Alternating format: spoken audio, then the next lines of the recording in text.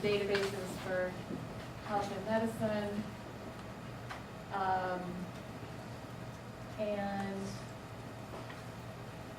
the periodicals, an example of a periodical browsing collection that we put together for a subject area.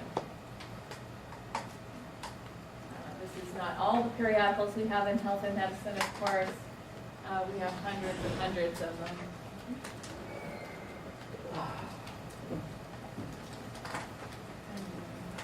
Brain and house not functioning.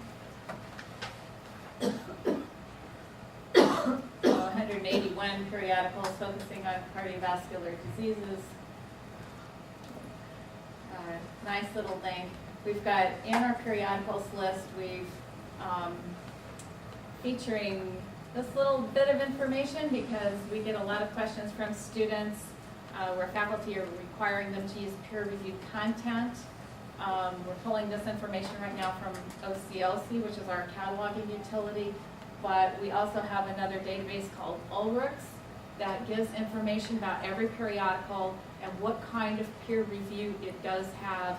So we're going to actually pull this out of Ulrichs by the end of the summer. I don't know if that makes sense.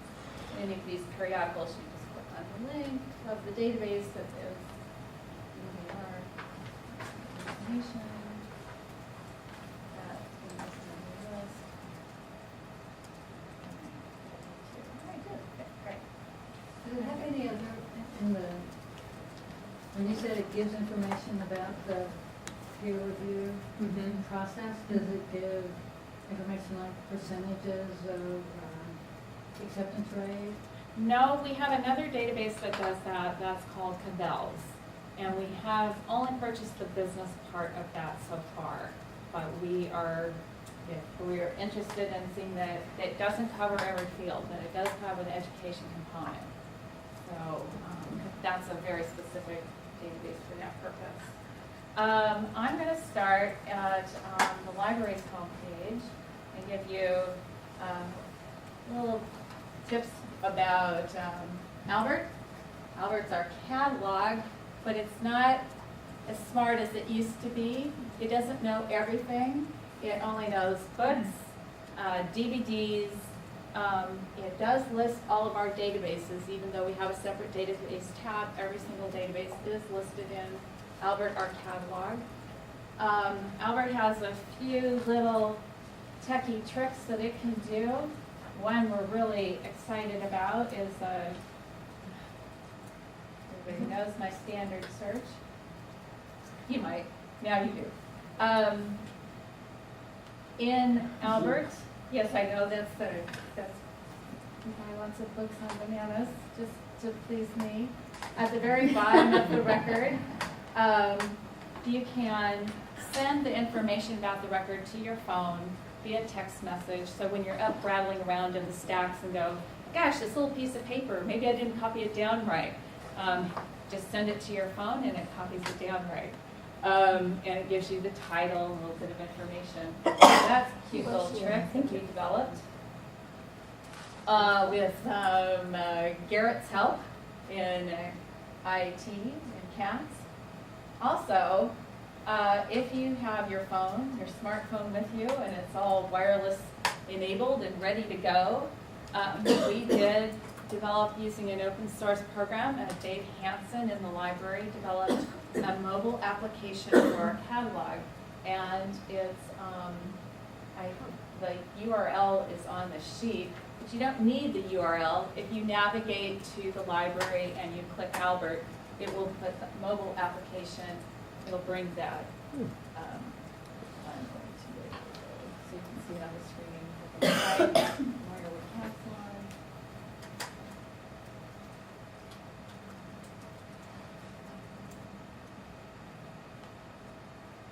on? Mobile Albert. You can see that would fit on the phone, and it's either bananas or bones. We also instituted what's called scoping this year.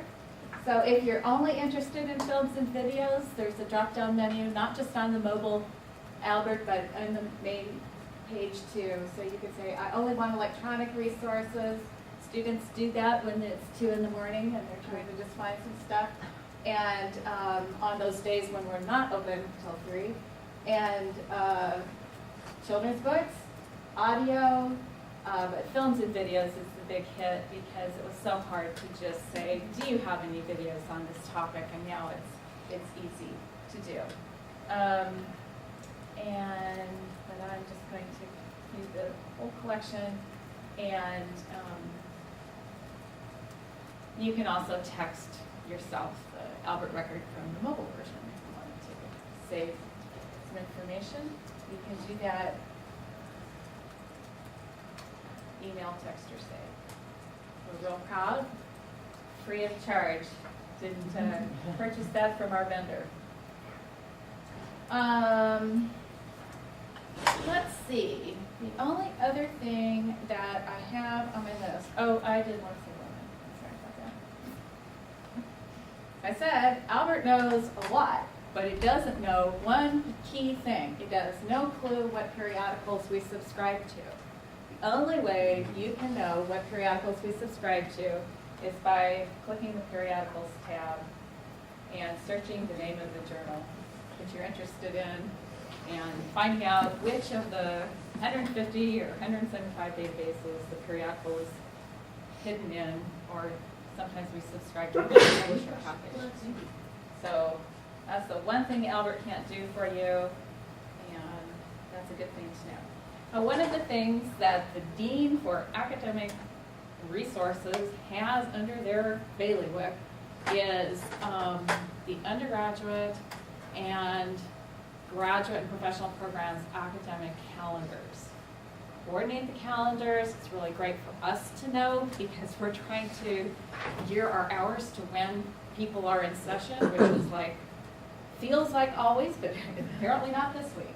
And I have class tomorrow. okay, all right, tomorrow. Well, we're open. Believe me, we are so open. I am here tomorrow. Yes, believe me, and so is Hannah. So we're prepared for you to be open. But you can subscribe to these calendars through, if you use Gale Calendar, you can subscribe. I'm in somebody else's calendar. How did that happen? That's You're very in odd. James's. I am, but it doesn't matter whose calendar I'm in. You can add other calendars. I think I have to shrink that little piece. And so you know you can add other people's calendars by typing in their email address, St. Mary's email address. You can also add a calendar by if you know the URL. And you can see I've put the URLs here. The top one's the undergraduate calendar and the bottom one's the graduate and professionals. So I'm happy to email you this document so you have these URLs. And I don't know if you can do this. Yes. Sorry.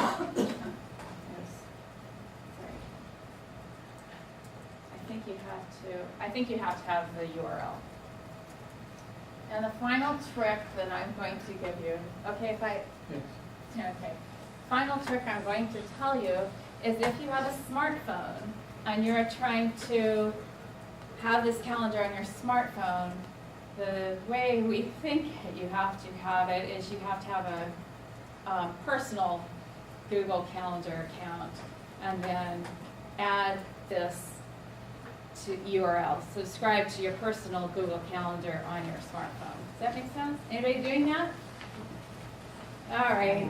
Well, I can't live without that calendar on my phone with me all the time, knowing, well, when is undergraduate session starting? When is graduation? I have to know it. So if you have to know it, it can be done. And if you want to subscribe to it, well, we will do an email blast at the beginning of every year. But that's what it's for, to add it into your Gale calendar or your personal Google. Okay, that's it for me. Any questions at all about library, technology, how we can help you with your classes or any of that? Yes, sir. If a student says that they haven't been able to purchase the textbook for whatever reason, they don't have the money, and you need them to have the textbook in the first week or so. Are you willing to scan, did I hear you say you're willing to scan the first couple of chapters of a textbook into? There's a lot of issues here. A, we would love it if you would give us your textbook and put it on hard copy reserve.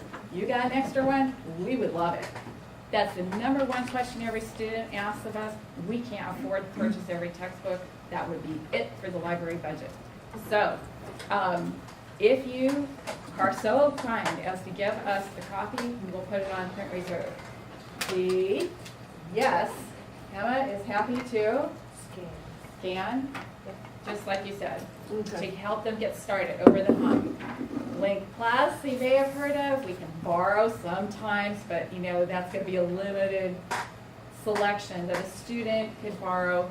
2-3 students may find, be lucky enough that some library somewhere has the exact edition of the Right. book that you're using. Not very frequently though. Okay. But certainly we know that that's the number one thing students are gonna look for the first 2 weeks of semester. Yeah, thank you. Hi, yeah.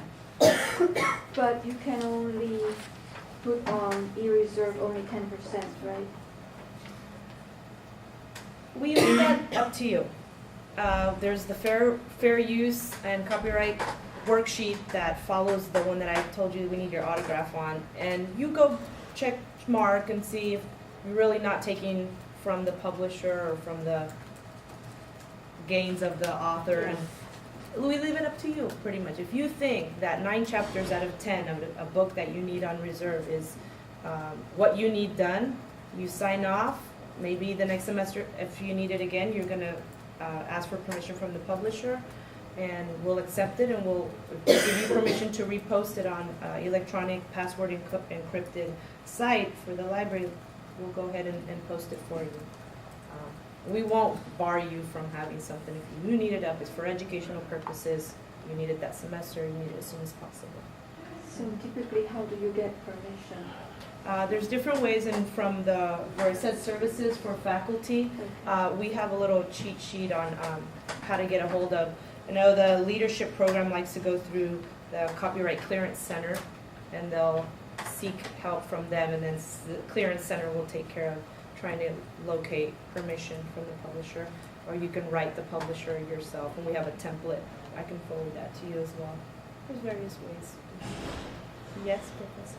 I was going to say, I have 2 chapters of a text that I have students read for this course every time I teach it. And the students pay a copyright fee, so it doesn't come out of our department budget. I don't know the exact mechanics, but it gets charged to the course as a course fee. Okay. And the advantage for the student is, I mean, I always remember as a student, I hated to buy a text and then find out that the professor's only going to use 1 chapter of it, especially the price of text. So I can't remember how much how much it costs for the copyright for each student to be able to read these 2 chapters, but it's a heck of a lot, substantially less than if they bought the text.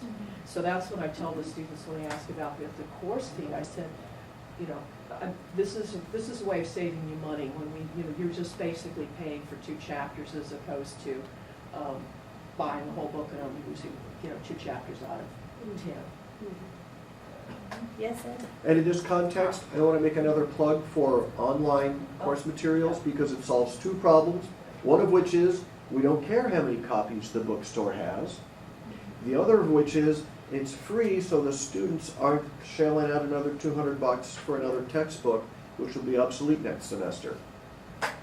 One of our courses does that, and I think it's for a couple of chapters out of economics. And I think that it's free, except unless the students want to print it out. Then there's something that they pay individually if they want to print it out. But just to go and read it and use it online, there's no fee at all. It's no interest, of course. Okay. I'm asking about that. Okay, we're running into your break, so. Any other questions we'll get asked? Nice to see you. Come visit us.